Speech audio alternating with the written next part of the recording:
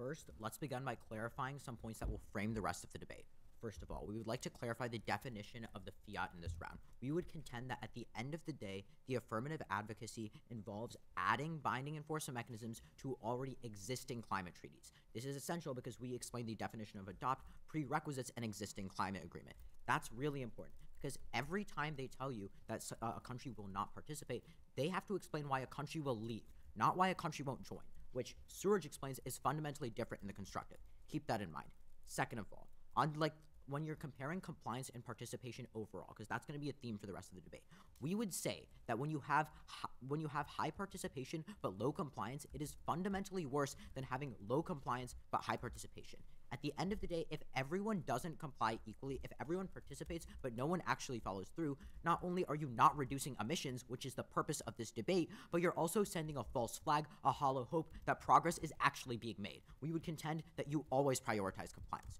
Third, and most importantly, at the end of the day, both sides here are trying to reduce emissions as much as possible. We say that the status quo isn't working. Unless they specifically posit a harm of the addition of BEMs, we would contend that you try to add BEMs to increase compliance as much as possible. Even if there's progress in the status quo, more progress is good because climate change is really, really bad. With that, let's get to their framework. They talk about the social contract and they talk about Kant. First of all, when you're talking about both the social contract and Kant, that doesn't apply to nations. This is really important. Both Kant and the social contract involve a specific moral actor agreeing to, in the case of the social contract, forming a contract with an overarching government, but in the case of Kant, respecting human obligation universally. The problem with both of these two presuppositions is these moral obligations don't exist to state actors because they aren't moral actors. At the end of the day, we would contend that the best way that you define the moral agency of a state is heuristically, which we would contend falls under the overarching international relations principle of cosmopolitanism. We would say that yes, countries act like citizens in a state, but they act in a very specific way. First of all, they don't have inherent obligations with the state in the same way that citizens do. But what we would say is that they have an inherent obligation to their fellow nations. And that inherent obligation is the avoidance of undue harm. If I am a country, I have an inherent obligation to not harm other countries unduly. That's really important because we would contend that the affirmative is the only way you check back for undue harm, which manifests in the form of climate change. With that, let's dive down their case. First of all, they define participation. We disagree. Compliance is different than participation. Participation is signing an accord. Compliance is actually following through.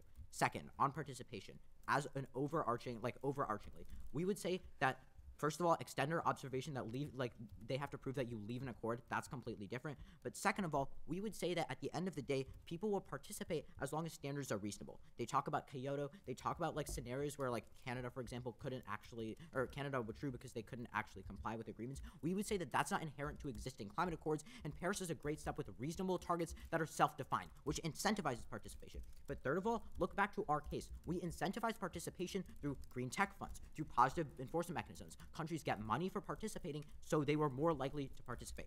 Fourth, and most importantly, at the end of the day, they talk about Paris's participation. We would contend that there is a very important actor who is non-participatory in the Paris Climate Agreement, and that's the United States. This is really important because Trump's actual reason for why he left Paris is he felt there wasn't parity between the United States and other countries. The best way you solve for that is having countries be committed across the board. That's the race to the top that we explain in case. Therefore, we solve for the only non-participation that's there in the status quo. With that, let's talk about compliance, and they talk about how Kyoto is brittle. First of all, we agreed that right now there's a lot of green tech. They talk about how China is pursuing green tech right now. But what we would say is the addition of actual compliance mechanisms to social pressure is significant enough. Not only does it add an incentive, but we in case explain that when you add compliance mechanisms, the social pressures are exacerbated because now you have an additional incentive. So if you don't actually follow through, it's even more egregious because you're now even getting money to follow through. But second of all, we would say that inherently, just because Kyoto is brittle doesn't mean that binding enforcement mechanisms overall are. With that, let's go to their third point about social pressure. At the end of the day, we would say that the problem with social pressure in the context of nations is the status quo is not working.